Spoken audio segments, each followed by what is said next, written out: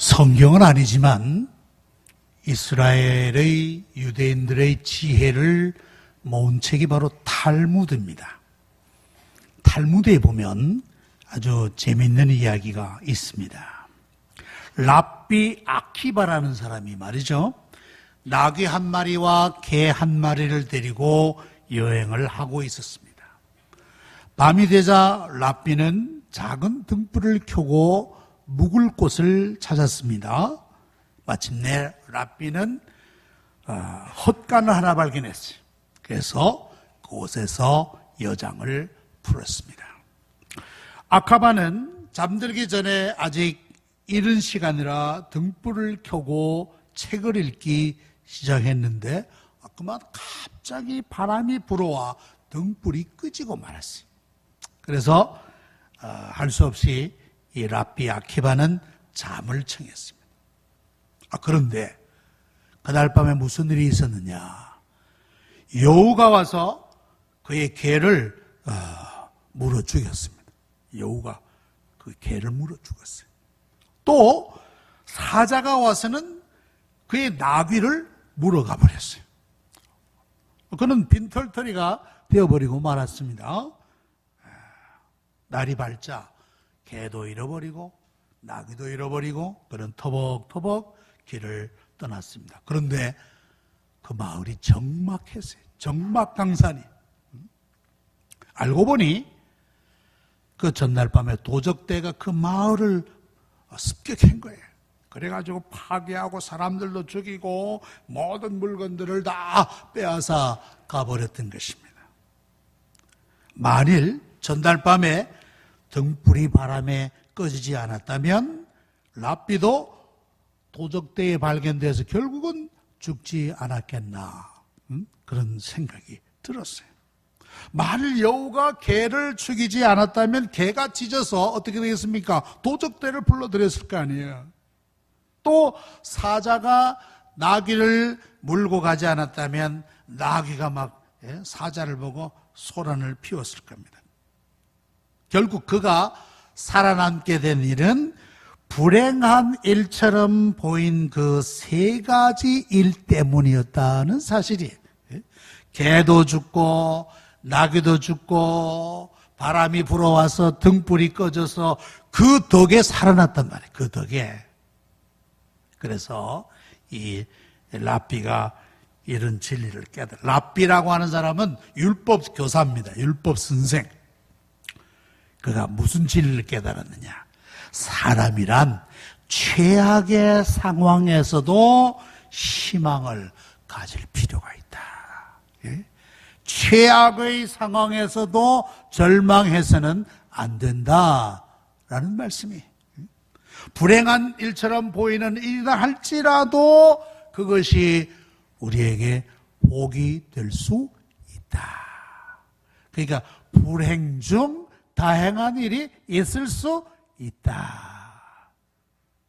이 랍비가 그걸 깨달았다. 탈무드에 전해오는 그런 이야기입니다.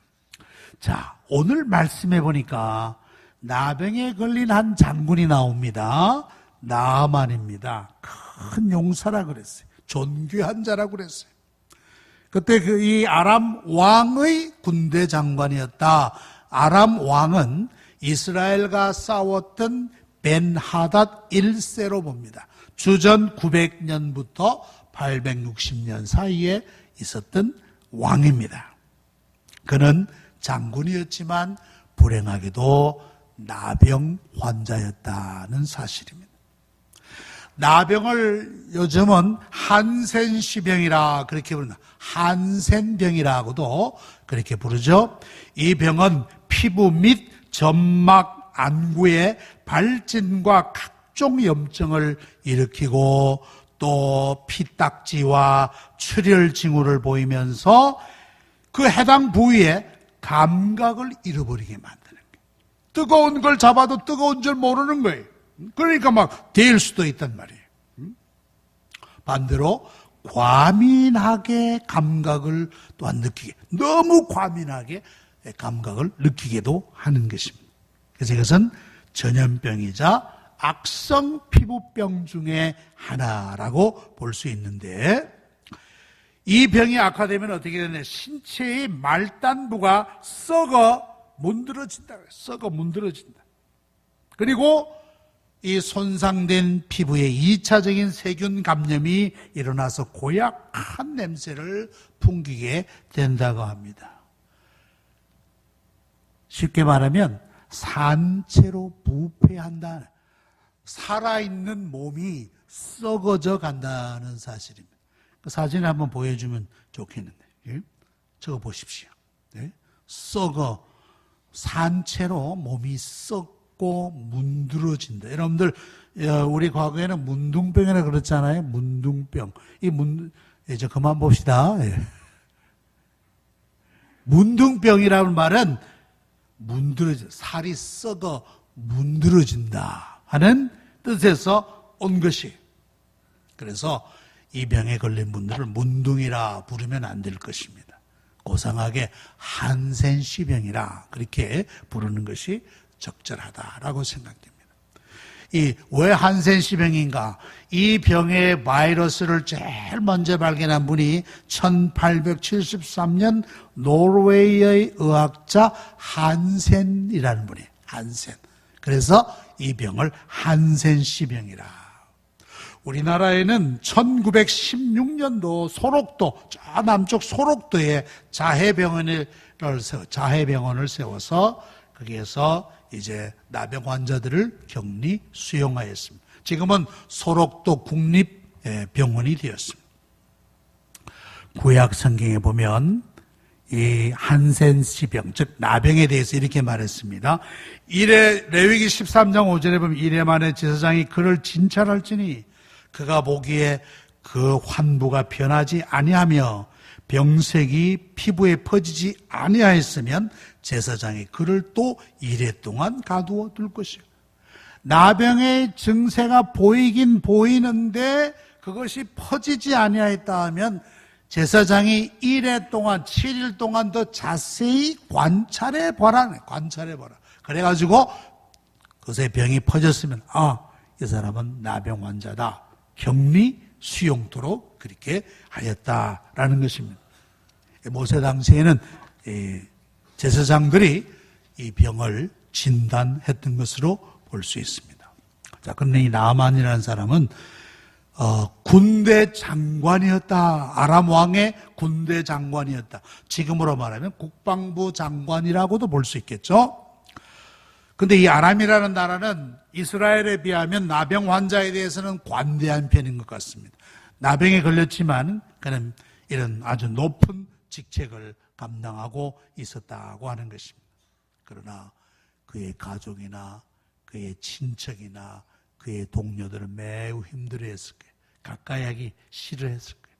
냄새나고 피부가 문드러지고 막 기괴하게 뒤틀리고 그러니 누가 좋아했겠습니까? 그런데 그에게 반가운 소식이 들렸어요. 그게 뭐냐? 그 집에 있는 몸종, 이 나만의 아내의 몸종이 하는 말이에요. 여종이 하는 말이에요. 우리나라에는 이 나병을 고칠 수 있는 선지자가 계십니다. 그랬어요.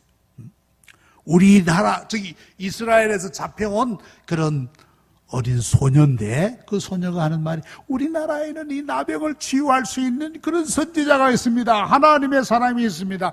우리 주인도 그에게 가면 고칠 수 있을 것입니다.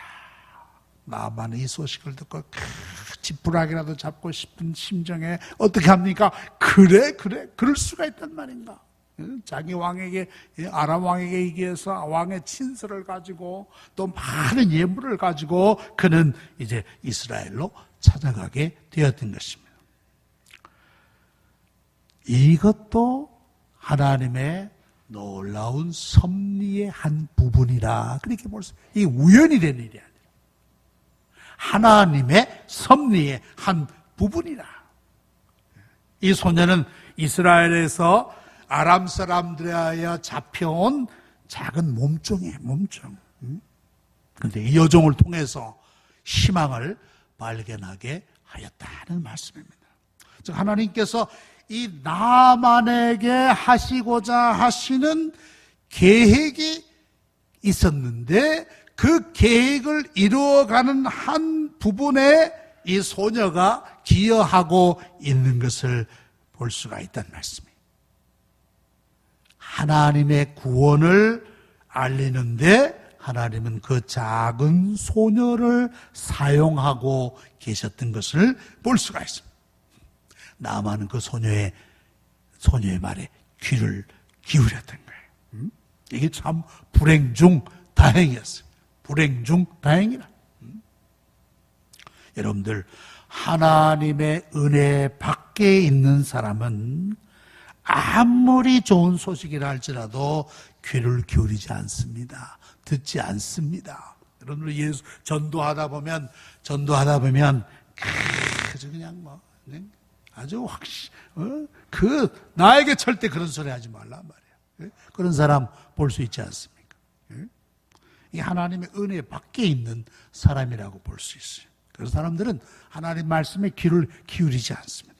그러나 은혜 아래에 있는 성도는 누가 전해도 하나님의 말씀이라면 은혜를 받는다는 사실이에요.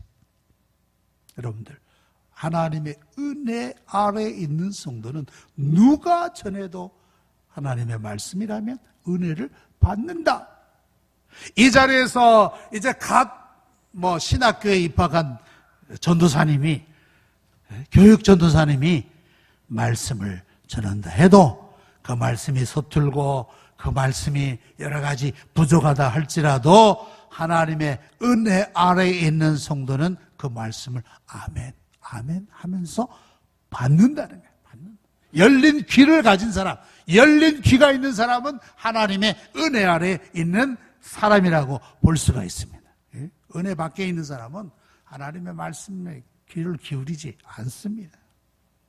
로마서 10장 17절에 보니까 믿음은 믿음이 아니고 믿음은 들음에서 나며 들음은 그리스도의 말씀으로 말미암느니라.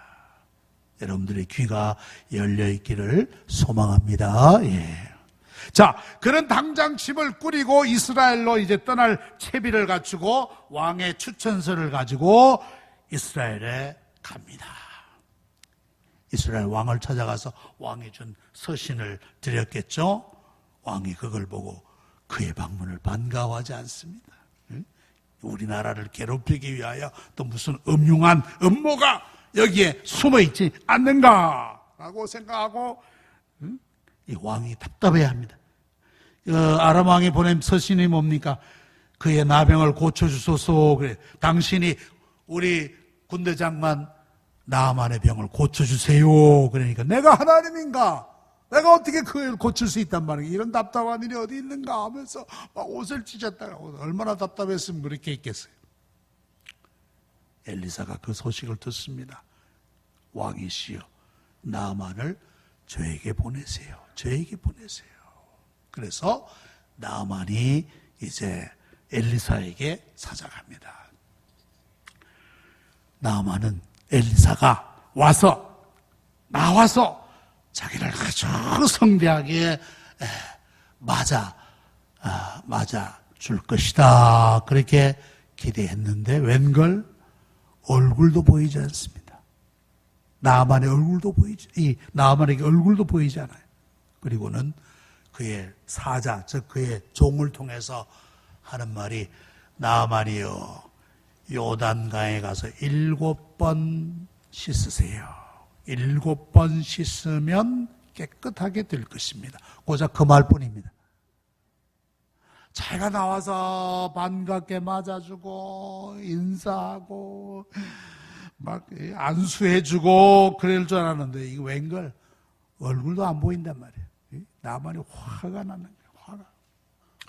엘리사가 왜 이렇게 나만을 대했을까? 여러분들 왜 엘리사가 나만을 이렇게 했을까? 아람이라는 나라가 미워서? 나만이 미워서? 아니면 자기가 고칠 능력이 부족해서 그랬을까요? 엘리사도 하나님의 사람이 하나님의 능력과 권능을 가진 사람입니다. 그도 큰 일을 할 수 있습니다. 그러나 나아만에게 무슨 메시지를 주려고 했느냐? 당신의 치유됨은 오직 하나님의 능력으로만 치유될 수 있습니다. 내가 당신을 고치는 게 아닙니다. 엘리사, 나에게 무슨 능력이 나와서 당신을 고치는 것이 아닙니다. 하나님의 능력과 권능만이 당신을 치유할 수 있을 것입니다. 이것을 미리 예고해 주는 것이라 벌써 예고해 주는 거예요. 엘리사는 그에게 아직 보이지도 않았어. 보이지도. 그랬더니만 이 나아만이 화가 나가지고, 아니 우리나라에는 이 아바나와 바르발 같은 좋은 강이 있는데 이 이스라엘의 이 요단강, 이 셋강 같은 이 요단강에 가서 몸을 씻으란 말이냐? 나를 어떻게 보고 나를 이렇게 대하느냐? 화를 내고 막 이제 막 돌아가려고 그렇게 했습니다. 자, 어떻습니까? 여러분들, 아람에 있는 아바나 강이나 무슨 바르발이나 이스라엘의 요단강에 물이 맑거나 흐리거나 그 물에 있는 무슨 다른 주요한 속성, 이것이 나병을 치료하는 관건이 아니라는 거예요. 그것이 나만의 나병을 치료하는 것이 아니라 이 병은 오직 하나님의 능력으로만 치유될 수 있습니다. 이걸 확실하게 드러내기 위해서 엘리사가 그렇게 했던 것입니다. 무슨 나만이 개인적으로 미워서 아람이라는 나라가 싫어서 그렇게 한 것이 아니라는 사실이에요. 우리가 이 사실을 좀 더 넓게 생각해 볼 필요가 있습니다. 인간의 구원이 어디서 오는 것인가? 인간의 구원이 어디서 오는 것인가? 우리 자신에게서 오는 것인가? 사람에게서 구원이 오지 않습니다. 세상의 많은 종교들은 인간이 스스로 구원에 이를 수 있다, 그러기 위해서 노력을 강조하는 것이 세상의 종교라면, 기독교는 아니다. 우리의 구원은 우리에게서 오는 것이 아니고 하나님에게서 오는 것이다. 이 대조, 분명한 대조를 보여주고 있다라는 사실이에요, 여러분들. 세상의 많은 종교들 어떻습니까? 명상과 수도와 극기와 혹은 선행과 그런 선한 업적과 행실을 통하여 구원에 이를 수 있다라고 믿는 것이 세상의 신앙이요, 세상적인 종교라면, 기독교는 아니다. 우리 힘으로, 우리 자력으로 구원 얻을 수 없다. 구원은 오직 하나님께로부터 온다. 이것이 바로 뭐냐? 이것이 은혜라는 거예요. 은혜. 은혜는 우리의 공로가 아니라 하나님이 주관적으로, 하나님이 주도적으로 우리의 구원을 이끌어 가신다는 사실이에요. 엘리사는 이 사실을 나아만에게 확실하게 심어주기 위해서 자기를 감춘 것이라고도 말해요. 나를 자신을 감추고 요단강에 가서 7번 씻으세요. 그렇게 말씀해요. 당신을 치료할 수 있는 것은 내가 아니라 하나님의 능력만이 당신을 치유할 수 있습니다. 하나님의 은혜만이 당신을 온전케 할 수 있습니다 하는 것을 그에게 넣어준 것이다. 또 하나 있습니다. 또 하나. 이것은 나만의 교만을 깨뜨리기 위한 것이다. 나만의 교만을 깨뜨리기 위한 것이다. 여러분들, 나만은 인간적으로 교만할 수밖에 없죠. 비록 나병 환자지만은 그는 왕 다음가는 최고의 권력 자리에 있었다는 것입니다. 아마 그의 교만은 하늘을 찔렸을 것이. 그러니 엘리야가 자기를 홀대했다고 분노했단 말이야. 분노했다. 나를 이렇게 홀대해? 나를 이렇게 우습게 알아? 우리나라에는 뭐 좋은 강이 없는 줄 알아? 그 시시한 요단강 조그마한 셋강에 가서 나를 씻으라고? 여러분들, 세상은 교만도 능력이라고 지켰어요. 세상은 교만도 능력이다. 그러나 성경은 교만하면 망한다. 망한다. 세상은 교만도 당당하고 멋있는 것처럼 얘기하지만 성경은 그런 사람을 일컬어서 미련한 자라. 미련한 자라. 교만하면 하나님의 은혜의 자리에 나갈 수 없다. 은혜 받을 수 없다는 말씀이에요. 나만이 교만의 벽을 깨뜨려야 은혜의 그 보좌 앞에 나아갈 수 있다라는 사실이에요. 그게 교만을 깨뜨리는 거예요. 잠언 8장 13절에 보니까 여호와를 경외하는 것은 악을 미워하는 것이라. 나는 교만과 거만과 악한 행실과 패역한 일을 미워하느니라. 그래서 미워하느니라. 베드로전서 5장 5절에 보니까 하나님은 교만한 자를 대적하시되 겸손한 자들에게 은혜를 주시니라. 나만에게 얼굴도 보이지 않고 그저 자기 종에게 요단강에 가서 7번 몸 씻어 보시오.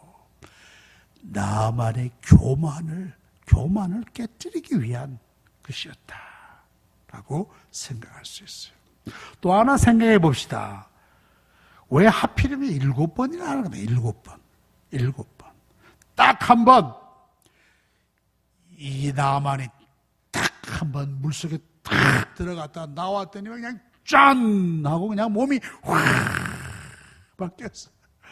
그러면 주변에 있는 사람들, 우와, 대단하다. 역시 요단강의 능력이 있구나. 역시 이스라엘의 하나님이 살아계시구나 라고 감탄하지 않았겠어요?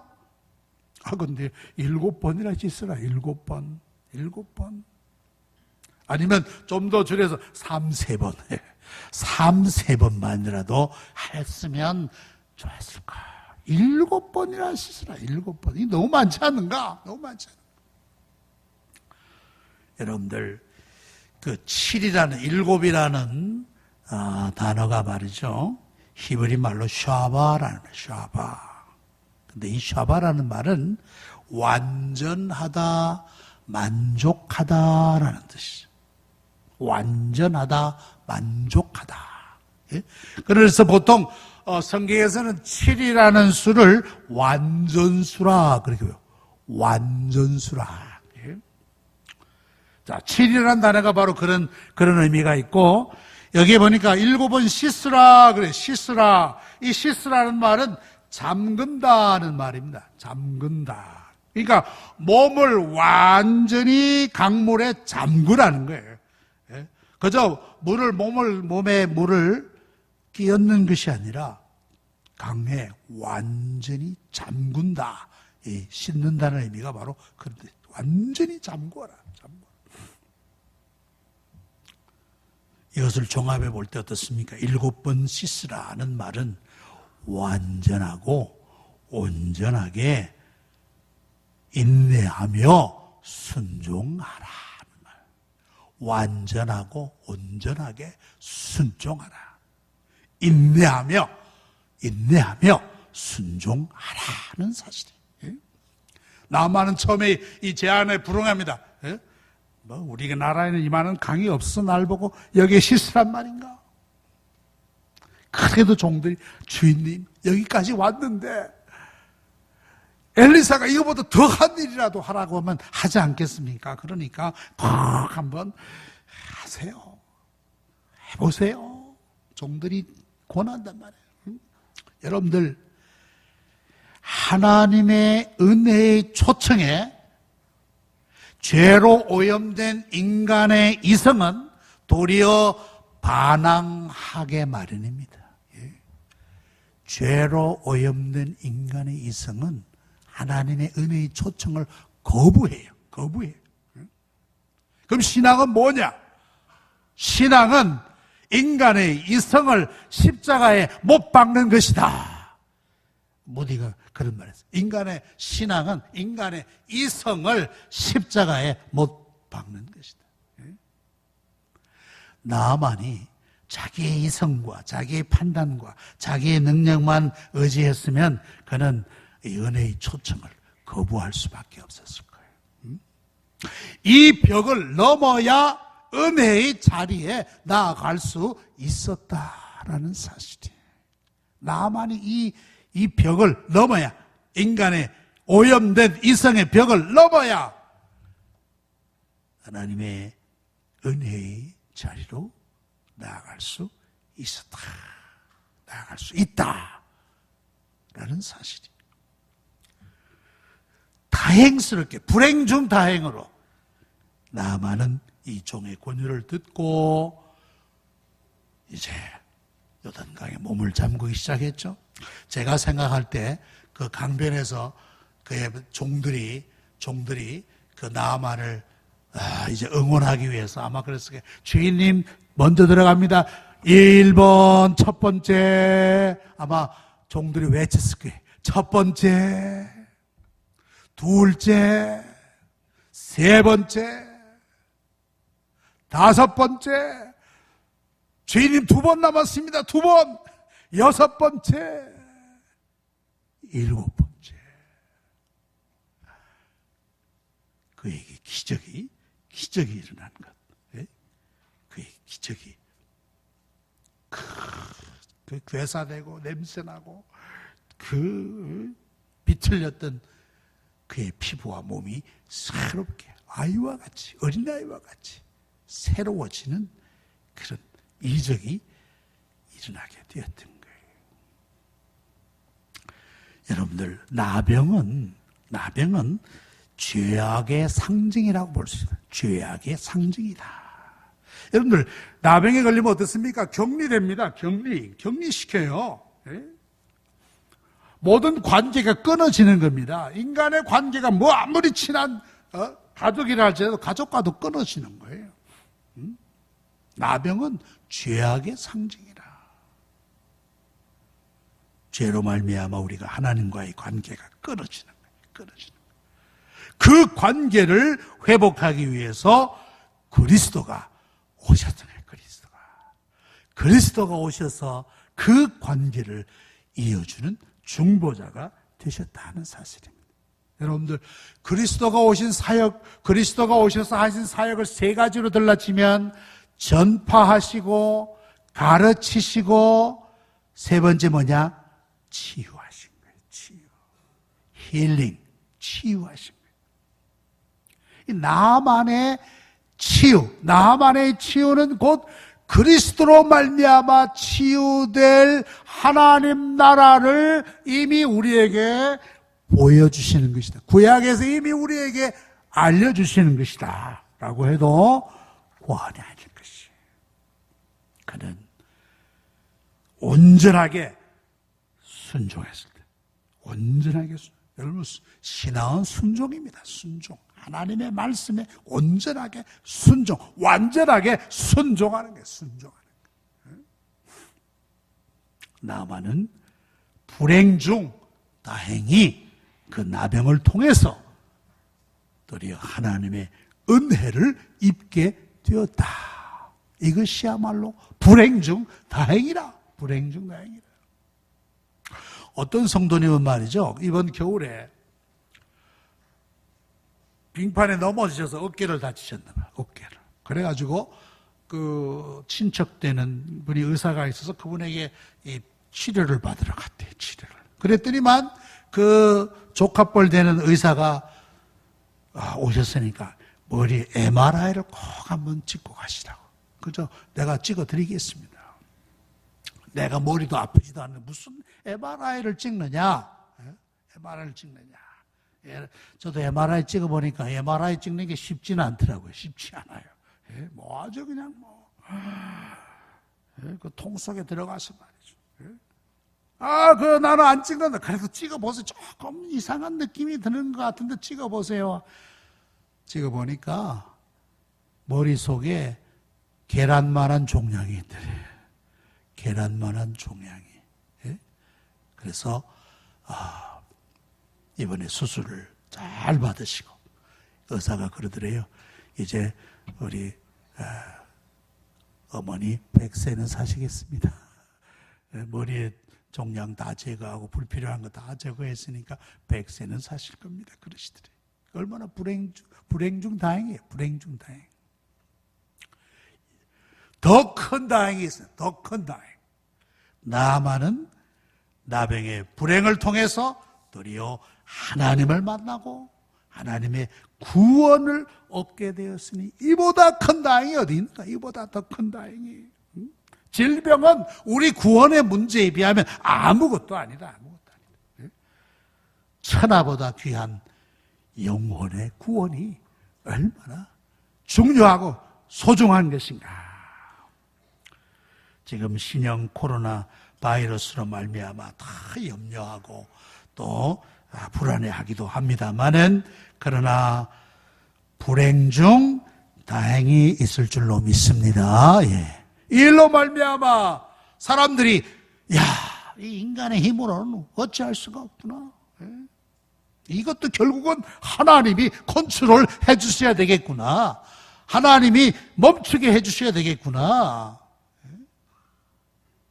하나님의 구원에 대하여 희망을 갖고 하나님께 가까이 하는 기회가 된다면 이것도 불행 중 다행인 줄로 믿습니다. 기도하십시다. 사랑 많으신 하나님 아버지, 오늘도 우리에게 하나님의 말씀을 주심을 감사하옵나이다. 하나님의 놀라운 섭리는 인간의 불행을 도리어 다행스러운 일로 변화시키는 것을 보았습니다. 우리에게 부닥치는 많은 고난과 시련을 통해서 도리어 하나님의 은혜의 자리에 가까이 가는 기회가 되게 하여 주시옵소서. 세계를 힘들게 만드는 신형 코로나 바이러스도 소멸시켜 주시옵소서. 이러한 일을 통해서 모든 사람들이 하나님을 가까이 하며 하나님의 구원의 손길을 만나는 기회가 되게 하여 주시옵소서.